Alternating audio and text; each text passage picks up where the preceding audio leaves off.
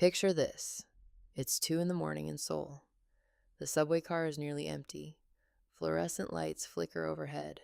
You're scrolling your phone, trying not to make eye contact with the one other passenger across the aisle.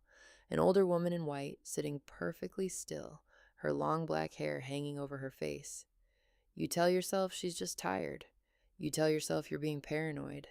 Then the train pulls into the next station, and you look up, and the seat is empty. She didn't get off. You didn't hear the doors. Welcome to Urban Mysteries 404. I'm going to tell you about a country where the ghost doesn't just haunt the hallway. It rides the subway, answers your phone, lives in your apartment building, and waits for you in the school stairwell after everyone else has gone home. A country where the line between folklore and lived reality is so thin it's practically transparent. South Korea. 4,200 years of recorded history compressed into a peninsula smaller than the state of Minnesota. A civilization that has survived Mongol invasion, Japanese colonization, and a civil war that technically never ended. A nation that went from rubble to technological superpower in 50 years, and did it by agreeing, collectively, culturally, to push harder than anyone thought humanly possible. But here's the question that drives everything we're going to explore today. What happens to a society's fears when there's no acceptable place to put them? When the culture demands resilience, productivity, and saving face at all costs, where do the anxieties go? They go underground. They become stories. They become the things your grandmother whispered to your mother, who told you never to repeat at school. Urban legends are not just spooky stories. They are pressure valves. They are the society speaking in code about the things it cannot say out loud. And South Korean legends are some of the most psychologically dense, culturally loaded, and genuinely terrifying in the world. Today we're uncovering 10 of them, not because the supernatural is real, but because what these stories reveal about Korean society, about human psychology, about the price of rapid modernization, is more fascinating and more unsettling than any ghost could ever be. Pull up a chair. The lights are already low. Before we dive in, you need to understand something about Korean culture that doesn't translate easily into Western frameworks. There's a concept called Han, roughly translated as a collective grief, a sorrow accumulated through generations of suffering and injustice that has no clean outlet. Han isn't depression. It isn't rage. It's something older and stranger, a wound that becomes part of who you are. Korean scholar Chung Chai-sik describes Han as the predominant feeling tone of the Korean people, a mixture of sorrow, resentment, and a desperate yearning for release. This emotional substrate, this shared undercurrent of grief with nowhere to go, creates the perfect soil for urban legends to take root. When you cannot talk about your suffering directly, you talk about it sideways, through stories about vengeful spirits and cursed places and things that go wrong in the dark. South Korea is also a country of extremes. It has one of the highest rates of academic pressure in the developed world, a suicide rate that consistently ranks among the highest in the OECD. A workplace culture where 100-hour work weeks are not unusual, and a beauty standard so demanding that South Korea performs more cosmetic surgeries per capita than any other nation on Earth. These are not incidental statistics. They are the raw material of folklore. Add to this a unique spiritual landscape. Korea's religious history is a layered palimpsest of shamanism, Buddhism, Confucianism, and Christianity, each stratum bleeding into the next. Korean shamans, mudang, have practiced for thousands of years, mediating between the living and the dead. The idea that the spirit world is not separate from the everyday world, but woven through it, is not fringe belief in Korea. It is cultural bedrock. And then there's the particular trauma of the 20th century. The Japanese colonial period from 1910 to 1945 suppressed Korean identity, language, and spiritual practice. The Korean War killed more than 3 million people. The division of the peninsula left millions of families permanently separated. These are not ancient wounds. There are people alive today who remember all of it. Urban legends do not emerge from nowhere. They emerge from history. And South Korea's history is still breathing. The Red Mask Woman, Gunhwa or Guisin. You're walking home alone at night, and in Korea, this detail matters because the story always happens at night, always to someone alone. A beautiful woman approaches you. She's wearing a surgical mask over the lower half of her face, which in Korea is not an unusual sight. People wear them for pollution, for colds, out of habit. She stops in front of you and asks, "Am I pretty?" You feel uneasy. There's something wrong about her eyes, but you say yes, of course, trying to be polite. And then she removes the mask. Her mouth has been slit from ear to ear, a Glasgow smile carved into her face, the skin raw and red and grinning with teeth that go too far back. She asks again, "Am I pretty now?" If you say no, she kills you with a pair of scissors she produces from her coat. If you say yes, she performs the same surgery on your face so that you match. If you run, she can outrun you. She moves impossibly fast in her heels. The only escape in some versions is to distract her with a piece of candy, or to tell her you have to be somewhere, or, in the most surreal variation, to tell her that you're equally pretty, which confuses her long enough for you to flee. This is Guisin, the Red Mask Woman, or, as she's known in Japanese-influenced versions, Kuchisake Onna. School children across South Korea have been terrifying each other with this story for decades, but there's more to uncover. This legend didn't appear from nowhere. The modern Korean version crystallized in the 1980s, but its roots go deeper. The scissors-wielding disfigured woman is a fixture of Korean shamanic tradition. Vengeful female spirits, particularly those who died violent or unjust deaths, were believed to linger near crossroads and inhabited areas. The specific image of the mutilated mouth, however, connects to something far more culturally specific. In Korea's Neo-Confucian tradition, a woman's social value was inseparable from her physical presentation and her silence. Women were expected to be demure, contained, quiet, to take up as little psychic space as possible. The mouth was a site of both beauty and danger. A woman who spoke too much, who laughed too loudly, who demanded too much, she was transgressive. The slit mouth in this legend is, at its most symbolic level, the violence done to women who refuse to perform femininity correctly, and it is also a threat. This is what happens to the face that asks too much. The Kuchisake Onna parallel is significant. While the Japanese version is usually traced to Edo period samurai folklore, a tale of a disfigured noblewoman, the Korean version has its own distinct genealogy. Folklorist Dr. Bak Il-kwan, writing in a 2008 volume on contemporary Korean folklore, traces the scissors motif specifically to textile factory culture. In the 1970s and 80s, South Korea's export economy was built on the backs of young women working in garment factories, cutting and sewing for 16 hours a day. Scissors were their constant companions. The image of a woman armed with scissors is not accidental. It is the factory worker's one weapon in a system that rendered her otherwise powerless. Every urban legend reflects specific fears, and this one carries several stacked on top of each other. On the surface, it's a warning about talking to strangers, a cautionary tale told to children to keep them from wandering at night. But peel back that layer and you find something more disturbing. The question, "Am I pretty?" repeated, insistent, impossible to answer correctly, encodes a profound anxiety about female worth in Korean society. No matter what you say, the outcome is violent. There is no right answer. The woman herself is trapped in an impossible loop of needing validation she can never receive because the terms of her beauty have already been violated. Psychologists studying what's called moral panic transmission note that legends involving disfigured women tend to spike during periods of heightened social anxiety about gender roles. The 1980s in Korea were exactly such a period. The women's movement was growing, industrialization was disrupting traditional family structures, and the rigid Confucian hierarchy that had defined gender relations for centuries was under unprecedented pressure. The Red Mask Woman is, in this reading, a nightmare version of female ambition, the woman who wants to be seen, who demands a response, who refuses to disappear quietly. The story changed behavior in documented ways. In the autumn of 1988, Schools in several Seoul districts sent letters home to parents warning about a woman matching this description who had allegedly been spotted near school gates. Police in Incheon reported that attendance at after-school programs dropped significantly as parents refused to let children walk home.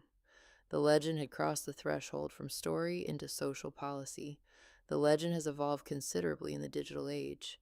Contemporary versions involve the red masked woman appearing in subway stations, in elevator mirrors, in the reflections on dark phone screens. There are TikTok videos, Korean and international, where teenagers perform the Am I Pretty challenge, each trying to out-terrify the last. The character has appeared in manhwa, Korean webcomics, and has been the basis of multiple short films, including the 2008 horror anthology Epitaphium. What's really going on here? The disfigured woman isn't real. But the anxiety she embodies absolutely is. South Korea has one of the highest rates of cosmetic surgery in the world. A 2019 survey by the International Society of Aesthetic Plastic Surgery found that South Korea performs approximately 13 procedures per 1,000 people annually, more than any other country on Earth. The cultural pressure to conform to an impossible beauty standard, particularly for women, is not metaphorical. It is quantified. The Red Mask Woman isn't about a supernatural killer. She's about what happens to a society when it tells half its population that their worth is determined by how they look, and then makes those standards unachievable. Legend 1 isn't about disfigurement. It's about the violence embedded in perfection. The elevator ritual. Floors between worlds. Take an elevator in any building with at least 10 floors. Enter alone. This is non-negotiable. Press the buttons for floors 4, 2, 6, 2, 10, and 5, in that exact order. On the 5th floor, a woman will enter. She won't speak. Do not look at her. Do not acknowledge her presence in any way.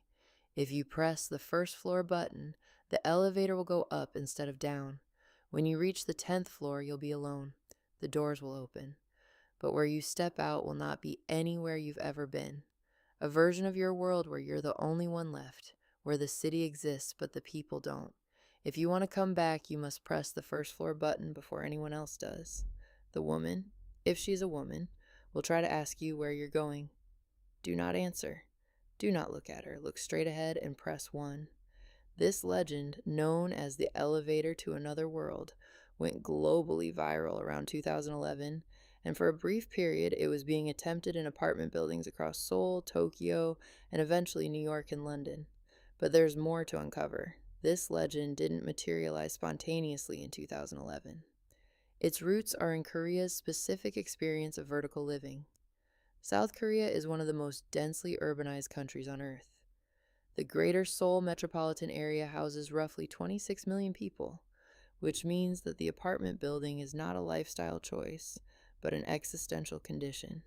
Koreans don't just live in apartments. They are born in them, raised in them, and the building's internal geography, the elevator, the stairwell, the corridor, the door with its keypad code, is the landscape of their most intimate life. Dr. Kim Sung-nae, a cultural anthropologist at Ewha Women's University, has written extensively about what she calls architecture anxiety in Korean urban folklore. In a 2014 paper, she argues that elevator-based legends reflect a displacement of social isolation onto architectural space. The apartment building creates physical proximity with total psychological distance. You share a wall with 100 people and may never learn their names. The elevator, specifically, is a liminal space, a threshold between public and private, where strangers are forced into brief, uncomfortable closeness. The ritual, Kim argues, is a way of making that uncanny threshold explicit, of giving form to the feeling that the person standing next to you in the elevator might not be entirely real. The specific number sequence is worth examining. 4 is the unlucky number in Korean culture, pronounced SA. It sounds identical to the word for death. This is why many Korean buildings skip the 4th floor entirely, labeling it F instead. in the same way Western buildings sometimes omit the 13th. The ritual sequence that includes 4, twice, is invoking death deliberately, consciously crossing the line into dangerous territory. It's a game of dare dressed up as a supernatural procedure. The woman who enters on the 5th floor draws on a specific archetype in Korean ghost tradition. The female spirit, Gwisin, who has died through violence or injustice and cannot pass on, is one of the most common figures in Korean shamanic belief. She wears white, she has long black hair covering her face, she is associated with liminal spaces, doorways, staircases, elevators. That she cannot speak or is not to be addressed connects to the Confucian ideal of female silence. The ghost woman is both threatening and constrained, dangerous and mute. The legend's social function is multi-layered. On one level, it is straightforwardly a horror game, a version of Bloody Mary, something teenagers do to scare each other. But the specific shape of its fear is culturally precise. The alternate world you arrive in, identical to yours, but empty, populated only by you, is a very specific kind of nightmare for a Korean audience. Korean culture places enormous emphasis on collective identity, on one's place within family, workplace, and social hierarchy. The self without community is not liberation, it is horror. The worst possible destination is not hell, it's a world where you're utterly alone. In 2012, following several viral videos of people claiming to have performed the ritual, the Korea Communications Commission began monitoring online communities discussing it. Not because they believe the elevator led anywhere supernatural, but because some users, particularly teenagers experiencing depression or social isolation, were discussing the empty world as an appealing rather than terrifying destination. The legend had revealed something the culture was reluctant to discuss, that for a significant number of young Koreans, the idea of a world without other people's expectations was not a nightmare, it was a fantasy. Today, the elevator ritual exists as international internet folklore, detached largely from its Korean origins. It has generated thousands of YouTube videos, several independent films, and a recurring urban legend thread on Reddit. Creators have added their own variations, different floor sequences, different rules, different women. The core structure, though, remains Korean. The precise procedure, the rules that must be followed exactly, the ritual as a means of passing between worlds. That formality is distinctly Korean, reflecting a culture where correct procedure is not just practical, but morally significant. You follow the rules or the rules break you. Legend 2 isn't about a doorway to another dimension. It's about the terror of existing outside the social network that gives your life meaning. Samho Bridge, the water that remembers. There is a bridge in Seoul, and at night, if you stand at the railing and look into the water below, you will see a hand reaching up from the surface. Not your reflection, a hand. It reaches toward you from beneath, and if you reach back, if you touch your finger to the surface of the water, you will feel cold fingers close around yours, and you will be pulled in. You will not drown immediately. You will float for a moment, looking up at the lights of the bridge from below, and you will see the shape of a woman looking back down at you from where you were just standing, and then the current takes you. The bridge in question is a composite figure. Versions of this legend are told about Han River bridges, particularly the Mapo Bridge, though the legend predates any specific location. What remains consistent is the water, the hand, the woman who swaps places with you. The drowned woman takes your life above the surface. You take her place below. That's the legend. But there's more to uncover. This legend didn't appear from nowhere. The Han River is not merely a geographical feature of Seoul. It is a psychological landmark. According to data from the Korea Suicide Prevention Foundation, the Han River has been the site of more than half of all bridge suicides in the country since records began in the 1980s. Mapo Bridge, before a 2012 renovation effort to install anti-suicide barriers and interactive emotional messaging, recorded an average of approximately 15 suicides per year. During the renovation, which included cameras, speakers playing comforting messages, and signs asking, "Have you eaten today?" a specifically Korean expression of care, The rate temporarily increased, possibly due to the increased media coverage of the bridge's grim reputation. These are real deaths, real people, real water. And it is into this very literal, very documented tragedy that the legend inserts itself. Folklorist Dr. Choi Woon-sik, in his 2009 study of Korean water spirits, traces the drowned woman archetype to pre-Confucian shamanic belief. In Korean shamanism, water spirits, Mulgwishin, are among the most feared category of ghost. A person who drowned, particularly a young woman who drowned by violence or despair, becomes tethered to the body of water in which she died. She does not rest. She seeks company, not out of malice in the Western sense, but out of the desperate loneliness of dying alone, without proper ritual, without anyone to mourn her. The hand reaching up from the water is not an invitation to murder. It is an invitation to join her in her isolation, a gesture of terrible loneliness. This is where the legend becomes genuinely heartbreaking to analyze. The woman beneath the water is herself a suicide. In Korean cultural tradition, suicide by drowning was historically associated with women who had been dishonored, women who had been abandoned or assaulted, or deemed to have brought shame upon their family. She died in a place where no one could grieve her without acknowledging what happened. And so she waits beneath the surface, reaching up for someone to acknowledge she was there. The fear this legend encodes is not fear of being killed. It is fear of being forgotten.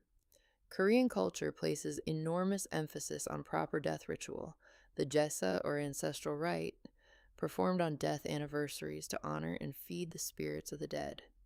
A person who dies badly, without proper rites, without family to mourn them, that person becomes something dangerous. Not because they are evil, but because grief unreceived curdles into something else entirely. The social function of this legend is protective in a very specific way. In communities where discussing suicide openly was considered shameful, because a suicide in the family reflected on the family's honor, their mental constitution, their failure to provide support, the legend allowed the topic to be circulated without being directly named. The woman in the water is a figure of warning and of mourning simultaneously. She says, "This is what happens to the ones we don't talk about." She says, "The river remembers, even when we don't." Modern adaptations of this legend have incorporated the actual documented reality of the Han River suicides in ways that blur the line between horror and memorial. South Korean artist Kim Wol-shik created an installation in 2016, placing illuminated figures beneath the surface of the Han near Mapo Bridge, visible from above as shifting shapes, explicitly to invoke this legend and to honor those who had died there. Several Korean horror films, including the 2003 film A Tale of Two Sisters, draw on the drowned woman archetype, even when not directly referencing this specific legend. What's really going on here? The hand in the water is not supernatural, but the loneliness that generated this legend, the isolation of those who die without being properly mourned, without their deaths being able to be spoken about, is one of South Korea's most documented and least discussed social crises. The legend asks a question the culture has struggled to answer. What do we owe the ones who disappeared quietly?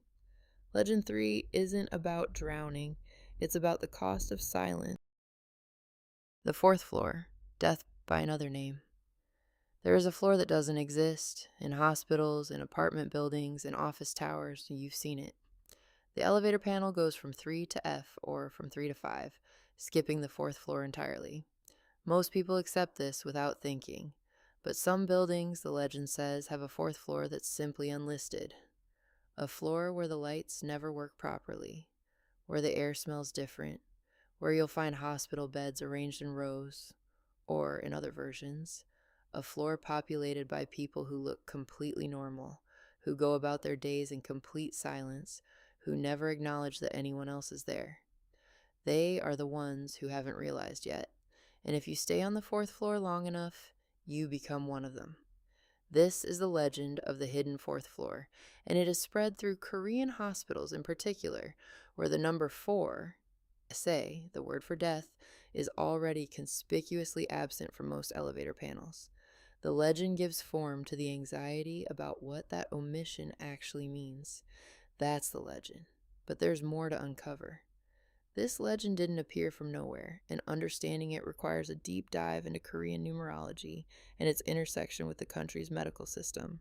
The fear of the number 4 is called tetraphobia, and it is one of the most extensively documented number phobias in East Asia. In Korean, Chinese, and Japanese, the word for 4 is phonetically identical or near identical to the word for death. Korean, sa for 4, si for death. The association is not subtle, and it is not merely superstitious. It is baked into architecture, consumer culture, and medical practice. A 2007 study by the British Medical Journal, authored by Dr. David Phillips of the University of California, San Diego, examined mortality data from the United States and found a statistically significant increase in heart disease deaths among Chinese and Japanese Americans on the 4th day of each month, a finding he attributed to psychosomatic effects of tetraphobia. The cultural belief, he argued, is powerful enough to influence physiological outcomes. The number 4, under certain conditions, can be genuinely dangerous, not because of supernatural forces, but because of the body's response to sustained belief in its danger. In Korean hospitals specifically, the 4th floor is frequently either omitted or used for administrative purposes, not for patient care. This is not accidental. Hospital administrators have long understood that placing patients on a floor associated with death creates measurable psychological distress. Dr. Lee Ji-eun, a medical anthropologist at Seoul National University, documented in a 2012 paper that Korean cancer patients assigned to 4th floor rooms reported significantly higher anxiety levels than those on other floors, even when they were not consciously aware of the floor number. They inferred it from contextual cues. The legend of the hidden 4th floor transforms this documented psychological phenomenon into something supernatural, but in doing so, it actually understates the real situation. The 4th floor doesn't need to be haunted by the conventionally dead. The terror of illness, of hospital admission, of being in a building where people are actively dying, that is already a kind of 4th floor experience, one that Korean culture has historically struggled to discuss directly. Death was not always hidden in Korean tradition. The shamanic tradition included elaborate public rituals for the dead, the gut ceremony that could last days. But under modernization, these rituals were privatized, medicalized, moved into hospital rooms, and away from the community. The ghost on the 4th floor is the ghost of a way of dying that was taken away. The social function of this legend within hospital communities is to name the unnamed. Healthcare workers in Korea, nurses, orderlies, technicians, have a rich internal folklore about the floors and rooms where the dying cluster, where the monitors go quiet most often, where the air feels different. Whether or not any of this is measurable, the belief that certain spaces carry the weight of death serves a psychological purpose. It allows workers to acknowledge that their environment is saturated with mortality without having to discuss it in the clinical, sterilized language that official medicine demands. Today, the 4th floor legend has extended into apartment architecture, office buildings, and even online spaces. Internet users joke about page 4 of Google search results as the hidden 4th floor, where information that cannot be easily accessed goes to exist invisibly. The metaphor has stretched from the physical to the digital, from the literal to the abstract. But its core remains the same. The thing we refuse to name doesn't disappear. It occupies the space we've tried to leave blank. Legend 4 isn't about the floor that doesn't exist. It's about what we put there when we pretend it doesn't. The exam spirit, studying with the dead. Somewhere in Seoul, the location shifts, but it's always a prestigious school or university. There is a room in the library that students only ever visit at night. A small room, poorly lit, with a single desk. Students who find themselves desperately behind, who have failed their practice tests, who are facing the Sunyoung, the college entrance exam, with no hope, go to this room. They write their name on a slip of paper, fold it, and leave it on the desk. They promise something in return. It varies by the telling. A year of their life, a memory, their name in the next life. They study there until dawn, and in the morning they find they remember everything. Material they never read, formulas they never learned, the right answers to questions they've never seen, appearing fully formed in their minds. They pass the exam, they get into the university they wanted, their lives proceed as planned. But the bargain holds. Whatever they promise the room, it is collected. Sometimes immediately, sometimes years later, but always eventually. The spirit of a student who died studying, who pushed so hard they collapsed and never woke up, teaches the living and takes payment in kind. This legend circulates specifically and exclusively among Korean students preparing for the Sunyoung, and to understand why, you first have to understand what the Sunyoung actually is. That's the legend. But there's more to uncover. This legend didn't appear from nowhere.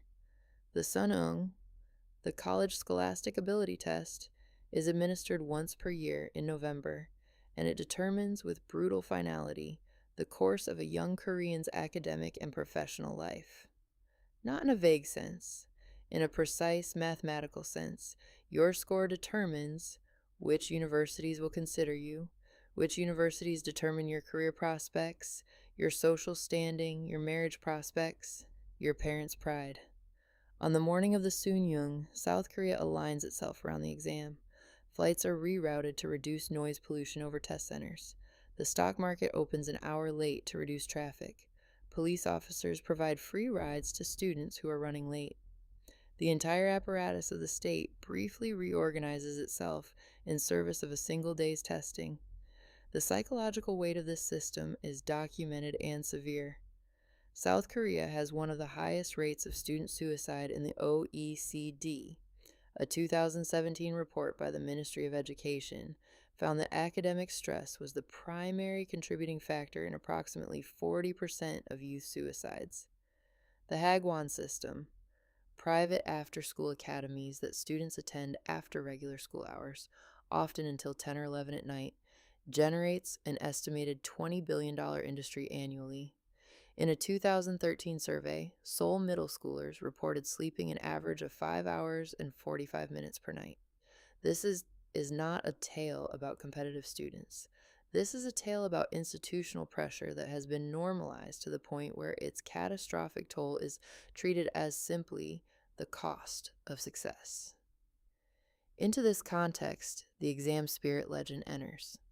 The spirit, always a former student, always someone who died from the studying itself, from the stress and exhaustion of the system, offers the living student a way out of the impossible.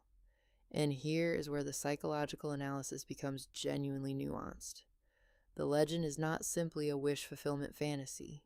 It is a bargain, and the bargain has a cost. What is remarkable is that in almost every version, the cost is accepted willingly. The student knows there is a price. They pay it anyway. This is not the behavior of someone who has given up.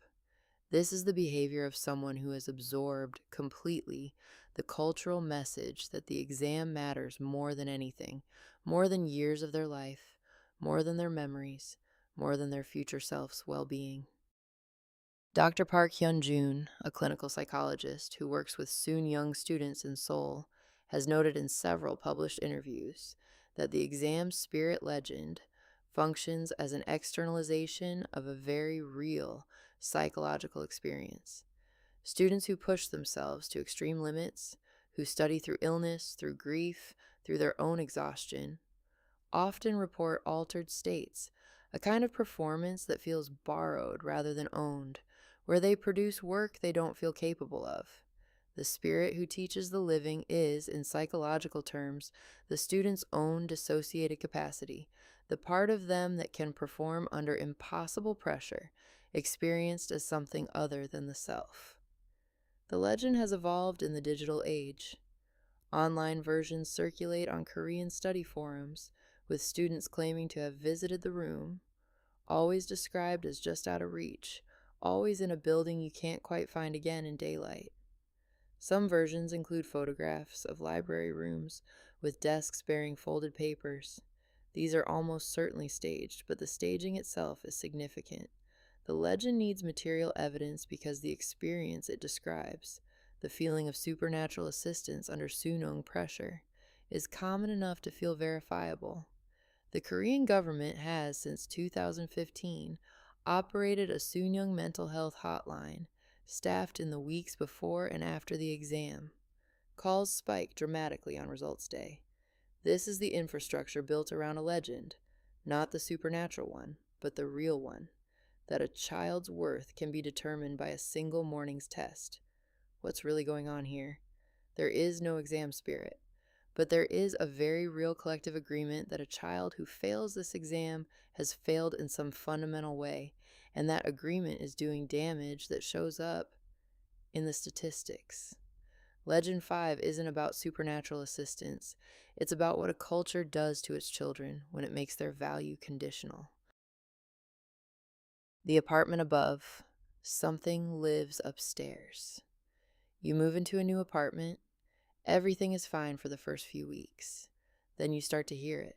Footsteps above you, coming from the unit directly overhead at 2 or 3 in the morning. Not random movement, a specific pattern. Pacing, slow, deliberate, back and forth across the same path above your bedroom. You complain to the landlord. He checks the upstairs unit. It's empty. Has been empty for years. You start sleeping with the lights on. The footsteps continue. Then one night, they stop directly above your head.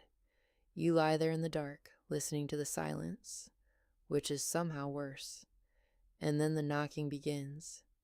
Not from above, but from directly below your floorboards, as if whatever is pacing has moved down a floor without using the stairs, as if it's now below you. You reach for your phone to call someone, and you hear the sound stop, right outside your front door. The apartment ghost is the most commonly reported urban legend in South Korea, simply because the apartment is the most common dwelling. But the specific shape of this legend, the upstairs unit, the empty space above, carries meaning beyond simple haunting lore. That's the legend. But there's more to uncover. This legend didn't appear from nowhere. South Korea built its modern apartment infrastructure rapidly, in conditions that were not always safe or carefully considered. The first large-scale apartment complexes, Apatundanji, were constructed in the 1960s and 70s as part of Park Chung-hee's industrialization program. These buildings went up fast, designed for maximum occupancy rather than maximum lifespan. In 1994, the Seongsu Bridge collapsed. In 1995, the Sampung department store, a building whose construction had been altered during development without engineering approval, collapsed, killing 502 people. These were not ancient tragedies. They were recent enough that the parents of current apartment residents lived through them. The Korean apartment building is not just a home. It is a site of documented structural anxiety. The empty unit above is a specific Korean fear. In a country where housing costs in Seoul have risen by approximately 80% in the decade between 2010 and 2020, the empty apartment, kept vacant by a speculative landlord or simply not yet rented, is an economic and social irritant as much as a supernatural one. There are more empty apartments in Seoul than homeless people, a disparity that generates its own specific frustration and resentment. The ghost in the empty unit is, in this reading, the incarnation of that resentment, something occupying space that should be accessible to the living, refusing to leave, refusing to pay. But the legend operates on another level as well. Korean apartment culture creates an unusual social topology. Extreme physical proximity combined with an absolute expectation of sound discipline. The apartment dwellers' relationship to their neighbors is mediated almost entirely through sound. The creaking of floors, the muffled conversations, the late-night kitchen activity. Noise complaints between neighbors in Korean apartment buildings generate a significant number of police calls annually. In this context, the footsteps from above take on a specific social weight. They are the sound of a neighbor who doesn't respect the shared space, who exists without consideration for those below. That the neighbor turns out to be a ghost is, in a sense, beside the point. What matters is the dynamic of imposition, of presence, without accountability. Dr. Yoon Kyung-won, a sociologist at Yonsei University, has argued in a 2018 paper that the specific trajectory of the legend, upstairs, then below, then outside the door, reflects the claustrophobic nature of apartment living, where there is no direction from which intrusion feels impossible. Above, below, the corridor, every axis is vulnerable. The ghost doesn't need to come through the wall, it simply shifts. And in a building where you can hear your neighbor's television through the concrete, that doesn't feel like fantasy. It feels like Tuesday. Today, the legend has migrated online in the form of apartment mystery posts on Korean community apps like Naver Cafe and Kakao Talk group chats, where residents of specific buildings share experiences of unexplained sounds, strange energy, and neighboring unit folklore. These function as collective ghost stories, but also as community building. The shared haunting gives the anonymous apartment building a kind of communal narrative. We are all afraid of the same empty room above us. In that shared fear, we become neighbors. Legend 6 isn't about a ghost upstairs. It's about the loneliness of living in maximum proximity with people you'll never truly know. The Red Room, a pop-up from hell. You're on your computer late at night. A browser window opens by itself. No tab you created, no link you clicked. The window is entirely red. A childlike voice begins to speak, asking a single question in Korean. Do you want to see a red room? If you try to close the window, it opens again. If you try to shut down the computer, it turns back on. If you leave the room and come back, the window is still there. And written on the walls of whatever room you're in, your actual room, are the names of everyone who has seen the pop-up. All of them are dead. Your name is the newest entry, written in red. This is the Red Room legend, known in Korean as Bunhong Bang, and it is one of the most widely circulated digital urban legends in Korean internet history. It arrived in the early 2000s as a flash animation, an actual piece of software, a short video that circulated through school email lists and chat platforms, and was watched by millions of Korean children and teenagers. The original animation was not a legend at all. It was a real file, and the experience of watching it, the uncanny voice, the inexplicably personal ending, was so specifically designed to disturb that it effectively blurred the line between digital content and lived experience. But there's more to uncover. This legend didn't appear from nowhere. The Red Room animation originated in Japan around 2004 and entered Korean internet culture almost immediately, adapted and localized with Korean text. Its timing was not incidental. 2004 was during the period when South Korea was becoming the most connected nation on Earth. The government's investment in fiber optic infrastructure through the late 90s had made high-speed internet near universal. Korea was the first country where being online was genuinely the default condition of daily life, and with that connectivity came a new category of fear. The Red Room belongs to a cluster of legends that Dr. Jong Eun-hee, a media studies scholar at Sogang University, has classified as interface horror, fear that is specifically generated by the medium of digital communication itself. The horror isn't just that something dangerous is happening, it's that it's happening through your computer. The screen, which had become the primary interface with the world for a generation of Korean young people, had revealed itself as bidirectional. You weren't just looking at it, it was looking at you. The original Flash animation was terrifying enough on its own terms, well crafted, with a voice that managed to be innocent and menacing simultaneously, and with an ending that seemed to know your name, or seemed to, because the animation displayed a generic name at the end that seemed unique in the moment of viewing. But the legend that grew around the animation added layers the original didn't contain. The story of names on the walls, of the file that follows you offline, of the room transformed by the digital intrusion. These additions are the work of collective storytelling, each teller adding the detail that frightens them most. The social function of this legend is particularly interesting because it emerged simultaneously with Korea's first major wave of what is sometimes called net addiction, the government's own term for excessive internet use, which became a recognized public health concern in Korea around 2005. PC bangs, internet cafes, open 24 hours, were the social center of Korean youth culture, and some young people were spending entire days and nights in them, subsisting on instant noodles and energy drinks, playing MMORPGs until they collapsed. The Red Room legend arrived at exactly this moment. It is, in part, the internet warning about itself. The modern evolution of this legend has dispersed across platforms. On Korean YouTube, Red Room Challenge videos, where creators claim to replicate the conditions of the original animation and document what happens, accumulate millions of views. The specific visual of red text on a red background has become a Korean internet shorthand for digital horror more broadly. The animation itself, though decades old, still circulates and still generates genuine fear responses, partly because the interface hasn't changed as much as we pretend. We are still alone in a room, looking at a screen, with a file of unknown origin asking us questions. Legend 7 isn't about a cursed animation. It's about what we've agreed to let into our rooms in exchange for connection. The Tunnel Lady. What watches from the dark? There's a road tunnel. The specific tunnel moves depending on the teller, but it is always a mountain tunnel, the kind that cuts through rock rather than open air. Dark inside even at noon. A woman stands at the entrance. She wears white. She is not hitchhiking exactly. She doesn't extend her thumb, doesn't step toward oncoming cars.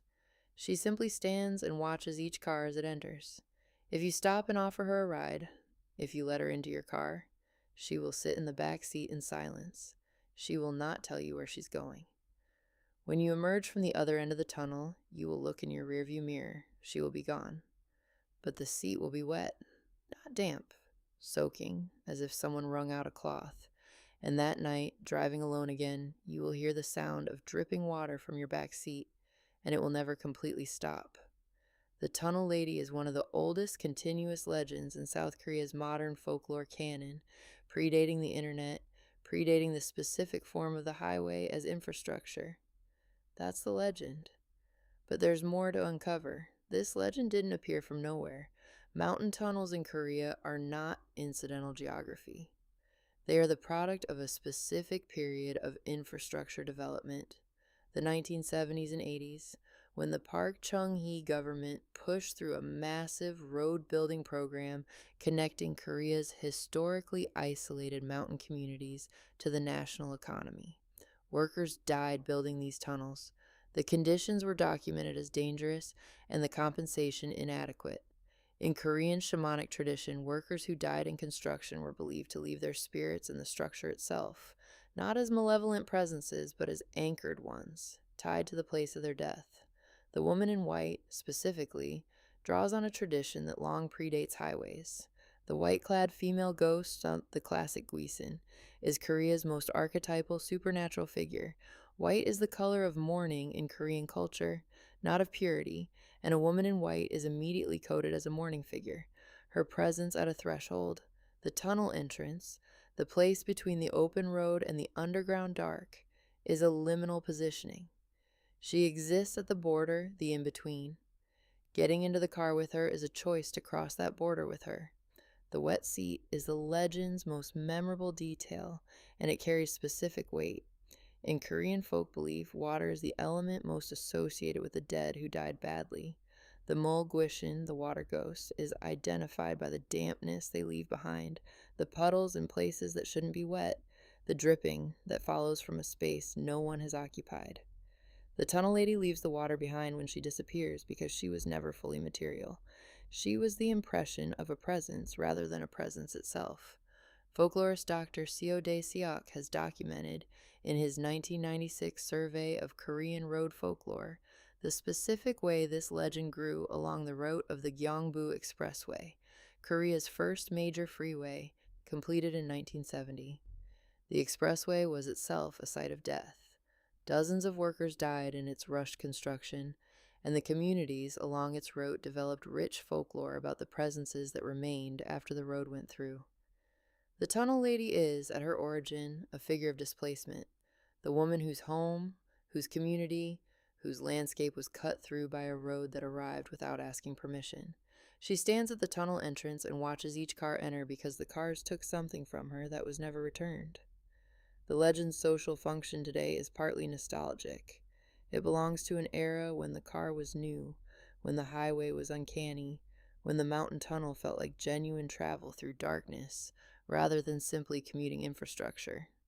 But it also addresses a persistent anxiety about the nature of care and responsibility on the road. The driver who stops for the tunnel lady performs an act of generosity that is implicitly punished, or perhaps not punished, but permanently marked. You brought her with you, even after she left. This is not a straightforward cautionary tale about picking up hitchhikers. It's something more ambiguous. The residue of an encounter with suffering cannot be fully released. Legend 8 isn't about a ghost on the road. It's about the cost of bearing witness to grief you don't know how to address. The cursed phone number, 196 something. There is a phone number. It has changed over the years. Some versions begin with old telephone exchange codes from the 1970s, others with mobile prefixes that didn't exist until the 90s, others with numbers that don't correspond to any valid Korean telephone code at all. The version that circulated most widely in the early 2000s went, if you dial 196 something. The last digits are always obscured in the telling, always just out of reach. A child's voice will answer. It will ask you to play a game. The game involves answering questions about yourself, your name, your age, your address. You answer because the voice is gentle, and the questions seem harmless. When the call ends, you will receive a text message with a single line, I'll see you tonight. No one can determine where the call originated. No one who dialed it can explain how the number reached them in the first place. This legend circulated in Korean schools in the early 2000s and generated enough genuine alarm that teachers in Seoul were specifically briefed on how to respond when students reported receiving the number from classmates. That's the legend. But there's more to uncover. This legend didn't appear from nowhere. The cursed phone number belongs to a global family of legends about communication technology as vector for the supernatural. Legends that spike in each new generation of communication infrastructure. The telegraph age had its spirit communication frauds. The radio age had its stories of dead stations transmitting. The telephone had its cursed numbers, including variations in the United States, Japan, and Korea, that all emerged in roughly the same historical window, the 1970s through 90s, when telephone networks became universal and the idea that you could reach anyone became normalized. Universal reach is, after all, unsettling on reflection. If anyone can call you, what's to stop something that isn't anyone? In Korea specifically, the cursed number legend intersects with a real historical trauma. During the Japanese colonial period, Korean communication infrastructure was controlled by colonial authorities, and phone calls could be monitored, intercepted, weaponized. During the Cold War partition and the authoritarian governments of the 1960s through 80s, phone tapping was a known tool of state surveillance. The Korea Central Intelligence Agency maintained extensive wiretapping operations that were not fully acknowledged until the democratization period of the late 80s. The telephone in Korean lived experience was not just a convenience. It was a technology with a documented history of surveillance and control. A voice on the phone asking for your name and address was not merely creepy. It had historical precedent as something actually dangerous. The child's voice in the legend is particularly significant. Children's voices are used in horror across many cultures as a marker of wrongness.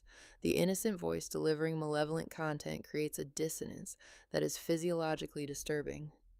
But in this specific legend, the child asking for your personal information carries an additional resonance in a culture where children are simultaneously the most precious resource, given extreme investment in education and parenting, and the most vulnerable to institutional pressure. The child voice that collects your information is the system that already knows everything about you, dressed in innocence. The legend evolved predictably with communication technology. By 2010, versions involving cursed text messages had replaced the phone call versions. By 2015, variants described a cursed Kakao Talk account. Korea's dominant messaging app, that would add itself to your contacts and begin sending messages from the contact information of dead people. By 2020, the legend had migrated to deep fake phone calls, an AI voice that sounds exactly like someone you love, calling from their number, saying things they would never say. The supernatural content has remained constant, while the technology it inhabits updates in real time. The phone number legend's deepest social function is as a story about information and consent. The voice collects your information with your cooperation. You answer the questions willingly because the voice is gentle and the request seems reasonable. The terror arrives after you've already given away what was private. This is structurally an exact description of the relationship most people have with digital platforms. You answer the questions because the interface is gentle. You realize what you've given away later. Legend 9 isn't about a cursed phone number. It's about the moment you realize that what you gave away can't be retrieved. The shadow in the yearbook, the face that wasn't there. Someone is going through an old school yearbook, their parents or their grandparents, or one they found at a secondhand bookshop. They flip through the rows of small black and white photographs, the faces of students arranged in neat grid formation. And in one class photo, among the students who are named and identified below, there is a face with no name. A face that does not correspond to any of the students listed. The face is looking directly at the camera, but its expression is slightly different from everyone else's. Not smiling when others smile, not looking in the same direction, as if the photograph captured it from a different moment. The named students have all aged, moved on, been accounted for. The unnamed face has never been found. No one who went to that school, no one who worked there in that period, recognizes who it is. This legend is told about specific schools. The names shift, but they tend to cluster around elite high schools and universities, the institutions whose yearbooks are most likely to have been preserved and circulated. It is a legend told about photographs, and photographs in Korean cultural history are complicated. That's the legend, but there's more to uncover. This legend didn't appear from nowhere. Photography arrived in Korea in the late 19th century in the final decades of the Joseon dynasty, and it arrived simultaneously with Japanese colonial pressure. The camera was, from its Korean debut, associated with documentation, with the fixing of identity in a record that could be used by authorities. Colonial photography was used for ethnographic documentation of Korean subjects. Images collected without consent, used to categorize and study a population being systematically dispossessed of its sovereignty. The Korean relationship to the photograph is not simply nostalgic. It is freighted with a history of documentation as control. School yearbooks are a particularly loaded object in this context. The yearbook is a record of belonging, of who was present, who was accounted for, who was part of the community during a specific year.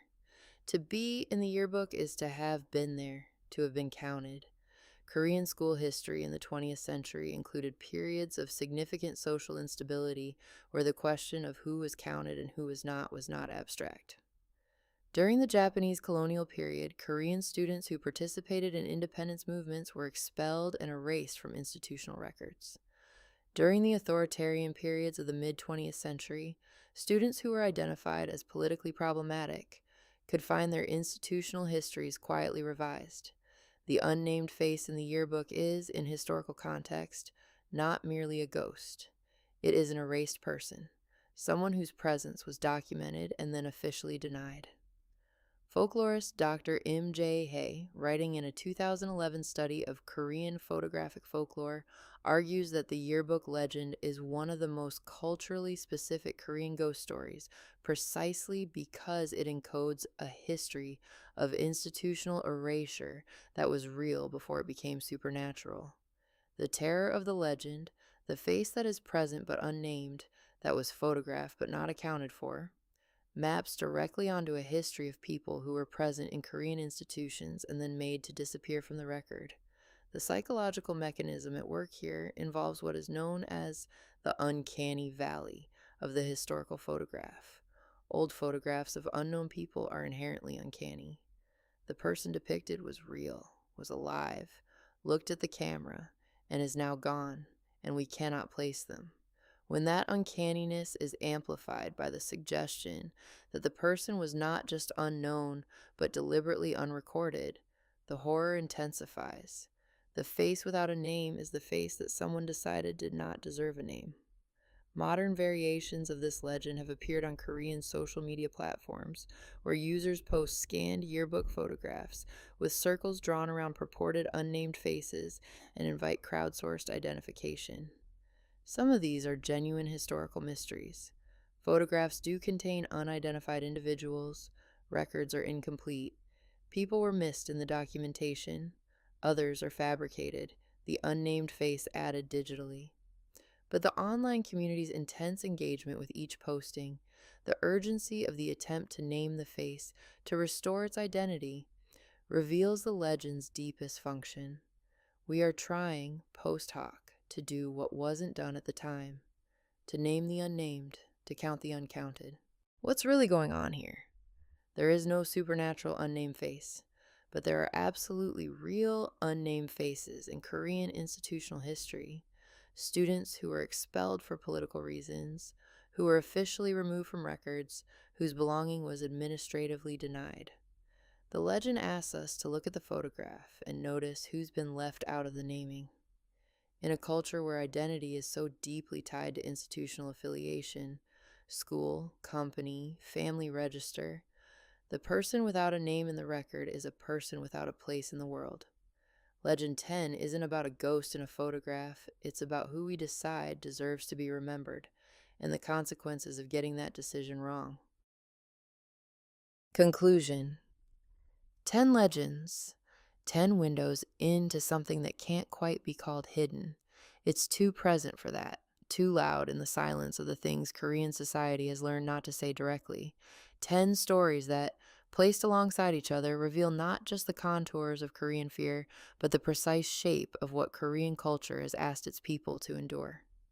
We started with a woman asking if she was pretty, and ended with a face without a name.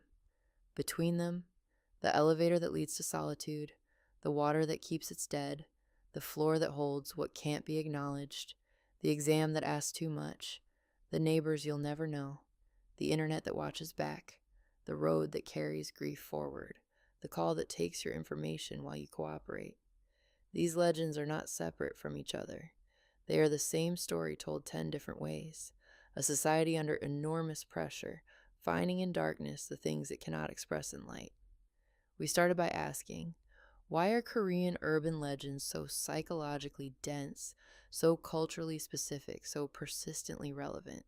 The answer across all 10 of these stories is the same, because the culture that generated them has spent the last century doing something extraordinarily difficult, at extraordinary speed, under extraordinary pressure, and doing it in the official register of success and resilience and national pride, with insufficient space for the grief, the fear, the ambivalence, and the cost. Urban legends are not failures of rationality. They are the success of the imagination in finding form for what has been denied form. And Korean urban legends are, in this sense, among the most sophisticated cultural documents of the modern era, more honest about what the society is actually experiencing than most official discourse allows. These legends aren't unique to Korea. The vengeful spirit, the cursed technology, the forbidden place, the institution that demands too much, these appear in every culture's folklore because they address universal human fears. What Korea gives us is a particularly intense, particularly specific, particularly instructive version of the relationship between collective trauma and collective storytelling. You can learn more about what a society has been through from its ghost stories than from its history textbooks. In our digital age, these legends evolve but never die. They spread faster now, across borders, losing some specificity and gaining new contexts, finding audiences who recognize the fear, even if they don't know the history. The Red Mask Woman scares people in Los Angeles who have never heard of Korean factory culture. The elevator ritual is performed in apartment buildings in Tokyo and Berlin. The cursed phone number becomes a cursed email, becomes a cursed DM, becomes whatever the next thing is. The container changes, the fear remains. So what do you think? Are these just stories? The entertainment of a people who like to scare each other in the dark? Or do they reveal something about what happens when a society moves too fast, demands too much, and leaves its fear with nowhere to go but underground? Which country's legend should we dig into next? Leave your thinking in the comments. We read everything. Subscribe to Urban Mysteries 404. And remember, every legend contains a grain of truth. The question isn't whether the grain exists. The question is, what has grown from it?